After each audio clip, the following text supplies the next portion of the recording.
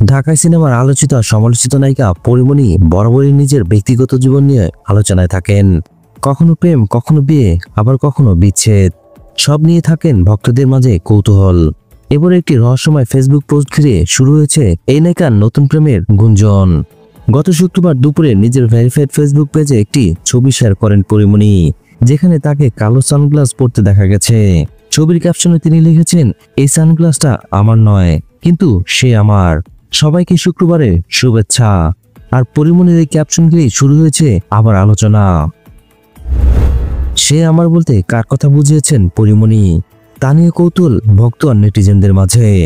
সবাই ভাবছেন নতুন করে আবার প্রেমে পড়ছেন পরিমণি, তাই তো ভক্তরা প্রশ্ন করেছেন। আবার এই পোস্টে জবাব দিয়েছেন পরিমণি। একজন ভক্ত কমেন্ট করেছেন, হু ইজ হি? উত্তরে পরিমণি হেসে লিখেছেন, আপনি। আর পরিমণির জবাবে হাসির প্রতিক্রিয়া জানান নেটিজেনরা। অন্য একজন জানতে চেয়েছেন, আপনার কতজন সে লাগে? জবাবে পরিমণি মজা করে বলেন, আপনি এটা শুনেও শেষ করতে পারবেন না প্রিয়। তবে নায়িকার এই রসিকতাপূর্ণ মন্তব্যগুলো বেশ উপভোগ করছে ভক্তরা। আদতে কার কথা বুঝিয়েছেন এই পোস্টে? যদিও পরিমণি স্পষ্ট জবাব দেননি। এটাই প্রথমবার নয়, এর আগে পরিমণি নিজের সম্পর্ক নিয়ে মজার ছলে এমন নানা ইঙ্গিত দিয়েছেন।